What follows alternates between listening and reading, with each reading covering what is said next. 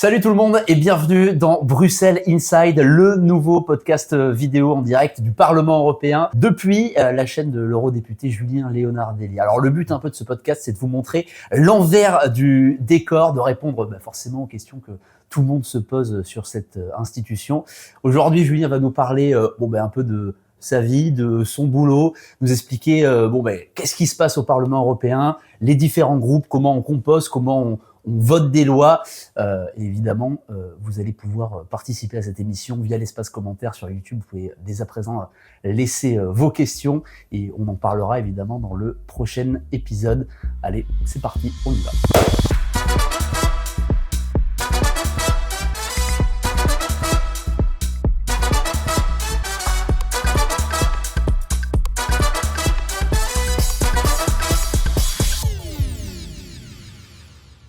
Julien, bonjour. Bonjour. T'as vu, on n'a pas de budget pour acheter un clap, là, il va falloir investir. On sent que c'est la première émission. Bienvenue dans ton podcast finalement.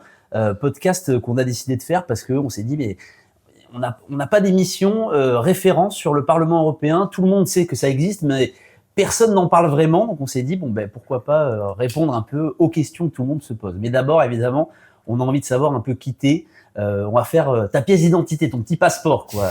D'où viens-tu? Quel âge as-tu? Que fais-tu? Qu'as-tu fait dans la vie? Dis-nous tout.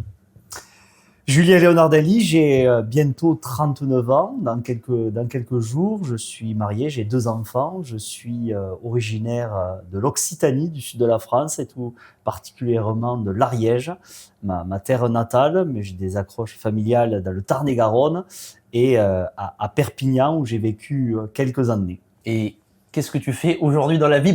Je l'ai dit tout à l'heure, mais c'est facile, mais dis-nous, qu'est-ce que tu fais dans la vie? Et donc, depuis maintenant 2 ans, je suis député européen, ou plutôt député français au Parlement européen, au sein du groupe des Patriotes pour l'Europe, présidé par Jordan Bardella. Et je représente fièrement les Français au Parlement européen et tout particulièrement le Midi. On va parler après de ce que c'est les groupes au Parlement européen, parce qu'il y en a pas mal et on va voir un peu les différences entre la gauche, l'extrême gauche, le centre, la droite, etc. On va en parler un peu tout à l'heure. T'es au Rassemblement national depuis combien de temps et pourquoi t'as choisi de rejoindre ce parti? Je suis au Rassemblement national, à l'époque Front National, depuis l'âge de mes 16 ans. J'ai commencé à militer pour Jean-Marie Le Pen, puis pour Marine Le Pen. J'ai notamment commencé par une campagne importante qui peut le fil conducteur de mon engagement politique avec le fameux référendum, le dernier référendum que nous avons eu en France en 2005 contre la Constitution européenne. Et j'ai donc pendant des mois arpenté les territoires et les villages des Pyrénées-Orientales où je sillonnais pour défendre le non au référendum qui a été justement remporté. Les Français se sont exprimés. Malheureusement, le Parlement, avec Nicolas Sarkozy, ont imposé l'inverse avec le traité de Lisbonne. Et pourquoi Jean-Marie Le Pen? Pourquoi le Front National? Surtout à une période où c'était pas la folie d'être adhérent au Front, quoi. Je suis fils d'un artisan boulanger. J'ai toujours vu mes parents galérer dans la vie, bosser dur pour pas grand-chose en retour.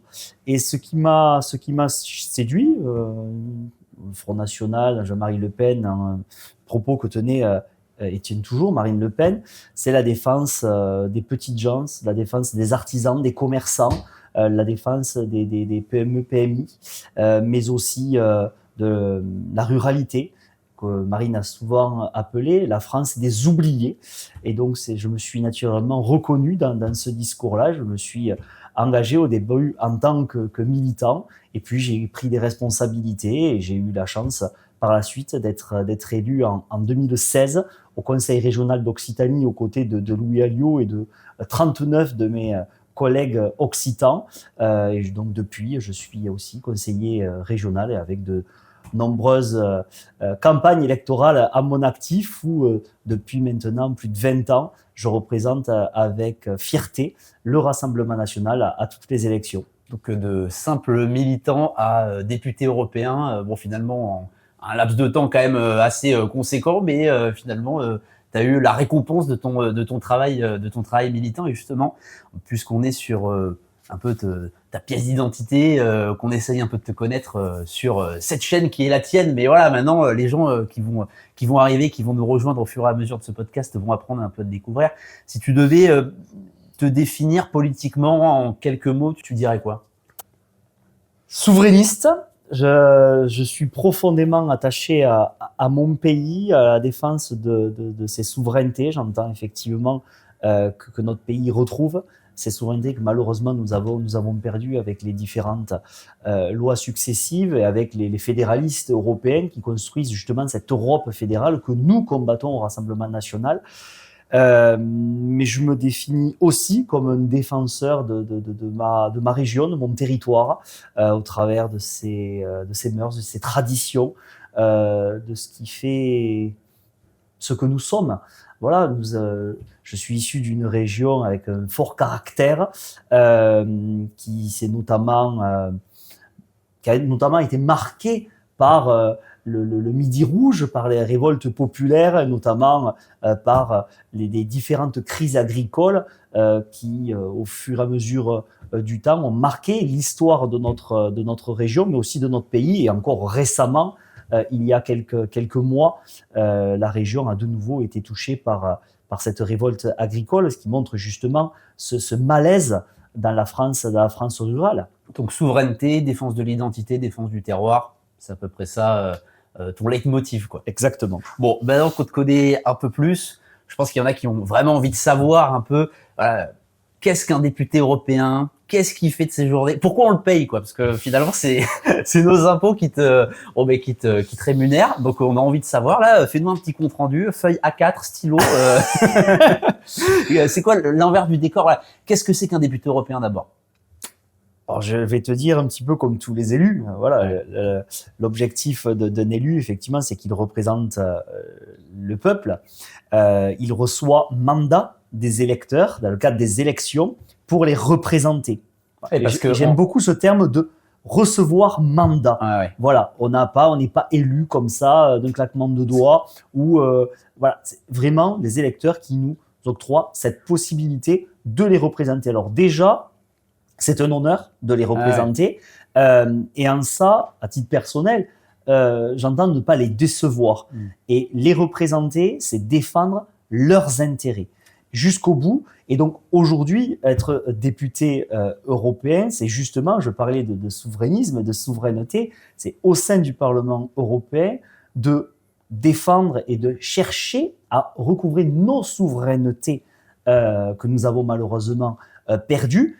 Et sur différents sujets, je parlais du contexte agricole, mais sur d'autres sujets, notamment transport, tourisme, etc., j'entends justement défendre la situation et les intérêts de la France et des Français. Parce qu'on rappelle, là, si vous venez d'arriver sur le podcast, que vous êtes complètement novice en politique, le député européen, il est élu sur une liste. Donc une liste qu'a conduit Jordan Bardella il y a 2 ans maintenant, liste qui a remporté 33% des suffrages. Et chez nous en France, c'est à la proportionnelle, donc vous faites 33%, vous avez à peu près 32 députés. Grosso modo, c'est ça. Donc toi, tu étais dans la liste et tu as été élu grâce aux Français finalement. Et grâce à la mobilisation, c'est toujours pareil, puisqu'on dit souvent, je l'entends sur le terrain, de toute façon, ça sert plus à rien de voter, et voter ceci, cela, etc. Sauf que non, on se rend bien compte que ça sert à quelque chose.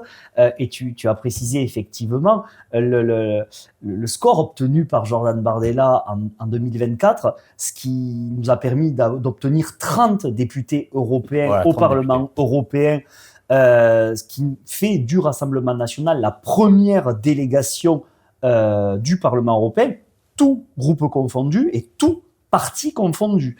Mais aussi, rappelons quand même 2024, ce qui a eu pour conséquence la dissolution de l'Assemblée nationale par Emmanuel Macron le soir même, je crois, une heure après l'annonce des résultats et le score obtenu par Jordan Bardella et la liste du Rassemblement national.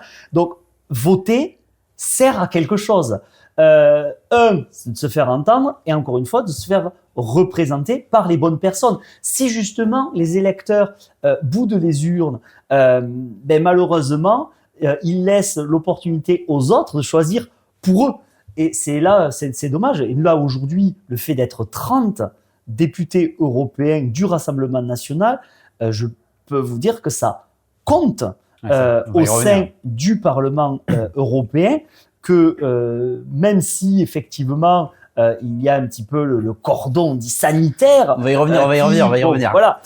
Mais ce que je veux dire, c'est que vraiment, le fait d'être 30, déjà au début, le Parlement européen ne s'y attendait pas, mais nous sommes, avec mes collègues, bien présents, autant sur le travail parlementaire que sur le travail de terrain aux côtés des Françaises et des Français, des différents acteurs économiques. Nous sommes présents pour justement défendre leurs intérêts. Parce que là, c'est là où on voit finalement que, c'est là où tu as raison, c'est important de voter, parce que là, ça a eu vraiment, cette élection-là, elle a eu vraiment une conséquence directe. Alors, on s'y attendait pas forcément, mais sur la politique française avec la dissolution qui a amené, ce que tout le monde connaît juste après. Bon, on a résumé ça, et maintenant, on a envie de savoir, c'est quoi une semaine type d'un député? Genre, est-ce que c'est comme, je sais pas, comme quelqu'un de la compta, t'arrives, tu bois un petit café, tu fais tes dossiers, à midi tu vas juste manger.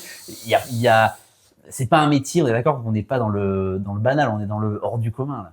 Alors, la semaine type d'un député européen, il y en a pas. Il y en a pas. Ouais. Ben non, il y en a pas. Surtout un député européen du sud de la France. C'est de nombreuses heures dans les transports déjà, puisque le bilan carbone est-il bon? Pas du tout. Je n'ai absolument pas un bon bilan carbone. Ah ouais. C'est ce que je dis très souvent. Mais tous, il n'y a pas que toi, hein. Même ceux qui dénoncent, ceux qui prennent beaucoup l'avion, prennent également beaucoup l'avion. Ah, mais c'est certain. Après, je suis de Toulouse, donc je défends naturellement le secteur aéronautique, et donc je décolle effectivement de Toulouse pour aller de temps en temps sur Bruxelles. Tu as précisé, nous sommes dans mon bureau à Bruxelles, mais aussi à Strasbourg, et dans le cadre de déplacements du groupe ou de mes commissions ailleurs en Europe, ou des fois ça peut m'arriver ailleurs dans le monde. Donc effectivement, sur une semaine, je peux me retrouver en début de semaine à Bruxelles et en fin de semaine à Varsovie ou à Johannesburg. Ouais, bon, faut pas avoir le mal des transports, mais pas du tout. Je reviens sur quelque chose, tu as précisé, tu es des fois à Bruxelles et des fois à Strasbourg, parce qu'il y a, on peut dire, deux parlements, pour ceux qui sont novices en politique et qui comprennent pas pourquoi il y a Bruxelles, pourquoi il y a Strasbourg. Il y a même le Luxembourg, mais bon, on va passer ce côté-là. C'est quoi la différence entre Bruxelles et Strasbourg? À part la gastronomie, je veux dire. C'est sûr. Bon, on va pas se fâcher avec les Belges. Non, mais quand même, faut dénoncer certaines choses. C'est sûr. Voilà. C'est certain. On est d'accord. À Bruxelles, effectivement, c'est là où se réunissent notamment les commissions parlementaires, où il y a les semaines de groupe aussi, où nous réunissons en réunion de groupe, etc. On va y revenir. Donc, on va dire, c'est surtout le travail législatif. Okay, ouais. Après Strasbourg, c'est le travail de plénière, où donc une fois par mois, nous sommes du lundi au jeudi à Strasbourg, où là par contre l'entièreté des députés européens se réunissent pour pouvoir voter.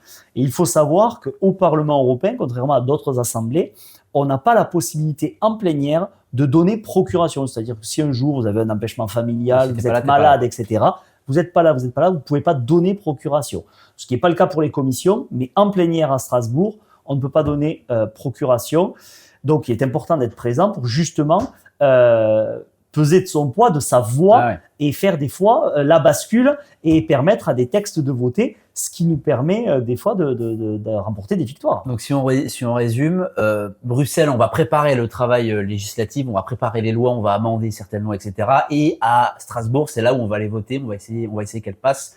Semaine dernière, on était justement à Strasbourg. Il y a une grosse loi qui a été votée sur la directive retour notamment, c'est-à-dire expulser des clandestins dans des lieux tiers. Et donc ça a été voté, ça a été adopté par le Parlement. Macron a dit qu'il allait dès à présent absolument pas appliquer cette directive retour, mais on reviendra dans qu'il se dépêche à prendre des décisions, parce que déjà ça fait presque 10 ans qu'il est au pouvoir, il a pratiquement pas pris de nombreuses décisions, mais il lui reste que quelques semaines justement à être encore à la tête de l'État, puisque dans quelques semaines, ce sera Marine Le Pen, Jordan Bardella qui va le remplacer. Bon, ça, on croise les doigts, on verra bien évidemment, mais on reviendra un peu sur l'aspect est-ce que les pays doivent forcément appliquer les directives de Strasbourg et de Bruxelles. On y reviendra dans un prochain podcast, donc si vous êtes évidemment intéressé, restez sur cette chaîne, abonnez-vous d'ailleurs, c'est important. On parlait des séances donc plénières à Strasbourg, des commissions à Bruxelles, et on parlait aussi des groupes et des délégations. Déjà, pour ceux qui comprennent pas, c'est quoi la différence entre un groupe et une délégation? Alors, je vais commencer par la délégation. Voilà. La délégation, nous sommes en tant que députés européens réunis en délégation, c'est-à-dire en membres d'un même parti politique. Donc, le Rassemblement national a 30 députés, donc 29 plus 1 allié de l'UDR. Donc, notre délégation est composée de 30 eurodéputés. Derrière chaque délégation se constitue en groupe, donc par, on va dire, affinité politique, projet politique et vision européenne. Donc nous, notre délégation du Rassemblement national participe au groupe Patriotes pour l'Europe. Et étant donné que nous sommes la plus grosse délégation du Parlement européen et donc du groupe, notre président de groupe est Jordan Bardella, et le président de notre délégation, c'est Jean-Paul Garot. Mais c'est ça, parce que en gros, bon déjà, affinité politique, bon, je pense que c'est logique pour tout le monde. Le Rassemblement national va pas s'allier avec la gauche espagnole, et la gauche et LFI va pas s'allier avec l'AfD en Allemagne. Nous ne sommes pas effectivement avec les députés européens issus du gouvernement de M. Sanchez espagnol, par exemple. Non, mais ça me semble logique, mais mais ça va mieux le disant. Je précise. Du coup, c'est marrant parce qu'on travaille avec différents groupes de différentes nationalités. Même si on aspire au même projet politique, on a forcément des intérêts toujours différents de pays à pays. Je veux dire, même si on a un député français de droite et un député polonais de droite, j'imagine qu'ils n'ont pas les mêmes intérêts. Donc, comment on compose? En fait, j'ai l'impression que c'est toujours une histoire de compromis à chaque fois. Alors, le Parlement européen, de manière générale, fonctionne sur le compromis permanent. Au sein de notre groupe Patriotes pour l'Europe, comme je l'ai dit, nous sommes des patriotes, nous sommes des souverainistes. Et en tant que souverainistes, nous défendons la souveraineté de tous les pays. Et notre modèle, nous souhaitons donc changer l'Europe, l'Union européenne de l'intérieur. Cette Europe fédérale, nous souhaitons la déconstruire pour construire une Europe des nations, libre et souveraine. Une Europe des nations, c'est quoi? C'est justement où les nations se mettent autour d'une table, discutent de projets, où il y a la liberté de choisir si oui ou non on y participe, oui ou non. L'Europe à la carte, quoi. Une sorte d'Europe à la carte. Et notre groupe est composé de la même façon, où l'ensemble des délégations ne vont pas de la même manière en fonction des textes et en fonction des intérêts de nos pays respectifs. Et c'est là aussi la liberté de se positionner et de défendre ses intérêts. Ouais, mais du coup, si je veux être tatillon, là, si je veux faire un peu l'avocat du diable, si je me mets à la place de quelqu'un, voilà, qui est un peu eurosceptique derrière l'écran, là, sur YouTube ou d'ailleurs sur Spotify, Apple Podcast, on est partout, n'hésitez pas à nous rejoindre, et qui se dit, mais attends, il y a 27 pays qui ont chacun des intérêts à chaque fois différents.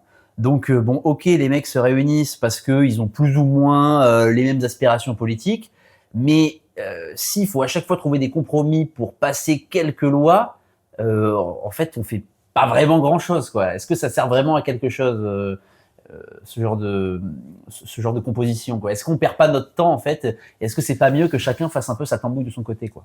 Non, parce que déjà, au sein de notre groupe, déjà le fait d'être un groupe, on est puissant, on est le 3e groupe du Parlement européen. Parce qu'il y a, si je résume un peu les groupes, on a donc tout ce qui est à droite du Parlement, donc on a ESN, ECR et les Patriotes. Donc ça, c'est à peu près 25% du Parlement, hein, c'est ça, hein. Le groupe PPE, qui est le groupe majoritaire, qui est centre-droit. LR, quoi. LR en France, quoi. Et LR en France, qui fait un petit peu la majorité. Et puis après, à gauche, nous retrouvons les macronistes, les Verts, les socialistes et la France insoumise. Tu n'as pas mis Valérie Ayé au centre, tu l'as mise à gauche, quoi.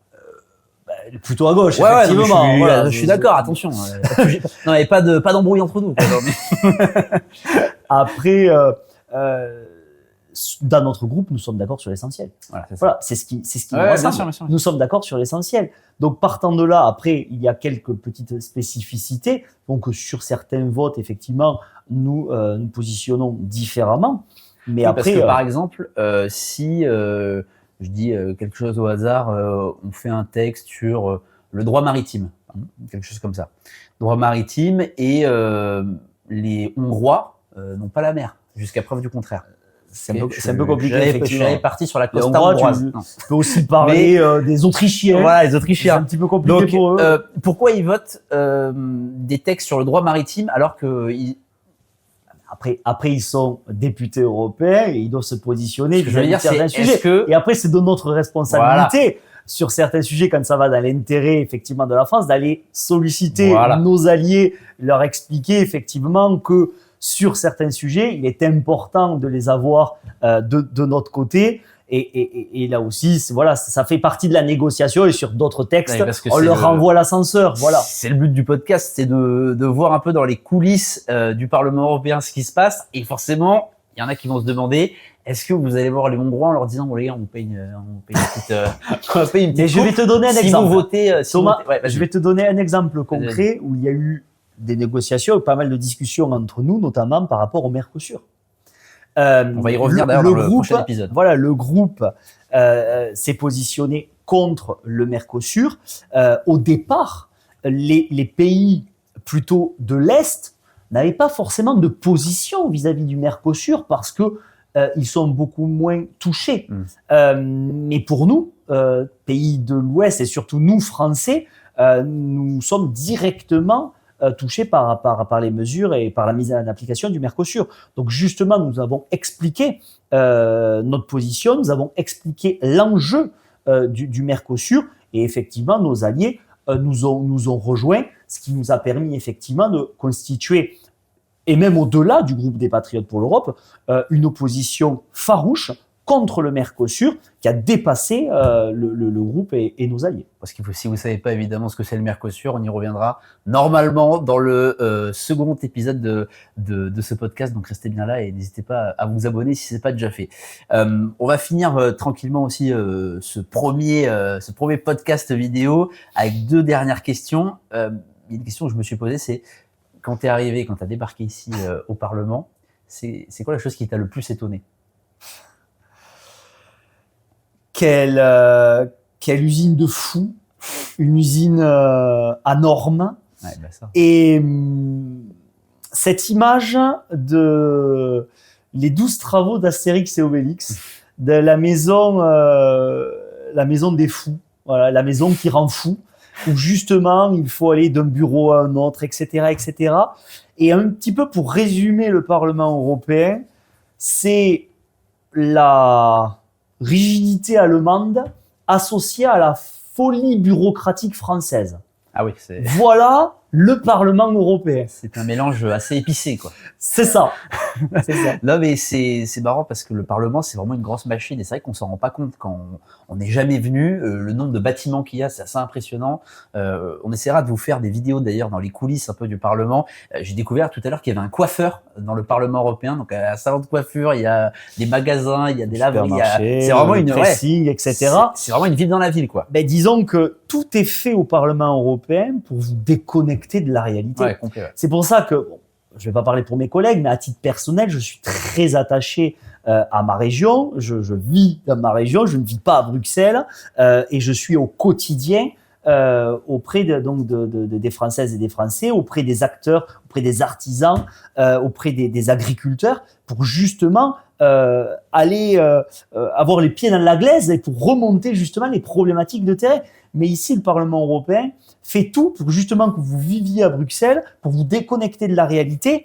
Et c'est Marine Le Pen qui a qualifié le Parlement européen de blob. Voilà, c'est ce système un petit peu vivant, là, c'est cet organisme vivant qui englobe tout. Voilà. Le Parlement européen, c'est vrai que c'est ça au quotidien et vous pouvez vite effectivement être déconnecté. Le Parlement européen vous envoie partout en Europe, dans le monde, etc. pour voir les réalisations du Parlement européen, de l'Union européenne. Mais après, encore une fois, quand on ce qui est vrai, ça existe. Réalisations. Il y a des réalisations. Voilà. Mais encore une fois, quand on garde notre esprit quand même critique de l'Union européenne, on sait reconnaître certains avantages, certaines avancées. Mais on sait garder notre esprit critique. Mais le Parlement européen, l'Union européenne cherche à vous convaincre sans cesse du bien fondé de la construction fédérale de l'Union européenne. Mais l'idée quand même, je pense que c'est important de le souligner, c'est que on n'a pas un regard critique, on critique pas pour critiquer. Quand il y a des choses qui vont dans le bon sens, on les vote et on n'est pas dogmatique sur le sujet non plus. Tu vois. Bien sûr. On a des désaccords sur certains points de la politique européenne actuelle, mais quand ça va dans le bon sens, on fonce quoi.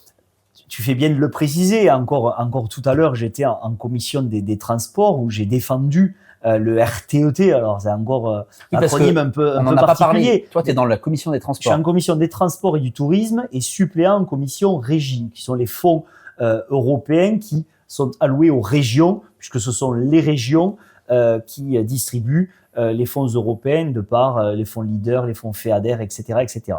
Mais pour revenir justement sur bien fondé de cet esprit un petit peu européen et de cette vision un petit peu européenne dans le transport, c'est justement le RTET qui est en fait le réseau européen transfrontalier des transports. Donc moi dans le Sud-Ouest, je suis directement concerné par ce sujet puisque dans le Sud-Ouest nous n'avons pas de LGV. Il y a la LGV qui arrive à Bordeaux, la LGV qui arrive à Montpellier, mais à reste, c'est terminé, c'est sans issue. Derrière la péninsule ibérique, les Portugais et les Espagnols ont fait le job et les deux réseaux ne sont pas connectés. Et alors, oui, c'est effectivement un sujet européen puisque l'objectif est de connecter le réseau de la péninsule ibérique au réseau français qui est connecté au reste du réseau européen. Il est parfaitement normal et nous soutenons, nous, Patriotes pour l'Europe, élus du Rassemblement national, cette connexion essentielle. Alors oui, c'est un projet européen, mais ça va dans cette idée que nous voulons d'Europe des nations. Et là, ça va dans le bon sens, donc on le soutient. Exactement. On le soutient évidemment. Dernière question pour finir ce podcast. Je sais pas combien de temps ça fait qu'on est en train de discuter. Après, on peut continuer. Mais c'est tu sais que je suis bavard. Donc mais je sais, mais t'inquiète, on aura l'occasion, évidemment de continuer de le faire dans les prochains épisodes. Dernière question. Si aujourd'hui, t'étais à la place de Ursula von der Leyen, qu'est-ce que tu ferais? Je démissionnerai. Voilà. Voilà. Mais le problème, c'est que quel homme politique aujourd'hui a le courage de démissionner quand il voit effectivement l'échec de sa politique? Je crois que dans l'histoire, il n'y en a pas eu beaucoup. En tout cas, c'est vrai qu'aujourd'hui, il y en a de moins en moins, notamment en France, ça c'est vrai. Donc, en tout cas, merci beaucoup, Julien. Je pense que beaucoup doivent s'inspirer du général de Gaulle. À méditer. C'est ça. Merci en tout cas, Julien, pour ce premier entretien. On va se retrouver très bientôt pour un second où on va parler de sujets du coup là. Maintenant qu'on a découvert un peu l'envers du décor, qu'on t'a découvert un peu, on va essayer de parler de sujets un peu plus techniques. Donc n'hésitez pas à nous faire vos suggestions d'ailleurs, commentaires YouTube. Voilà, est-ce que vous pouvez parler du Mercosur? Est-ce que vous pouvez parler de l'électricité? On prendra évidemment tout ça en compte et puis partagez ce podcast, likez-le un maximum, ça va nous aider pour l'algorithme et on vous retrouve très bientôt. Ciao, ciao.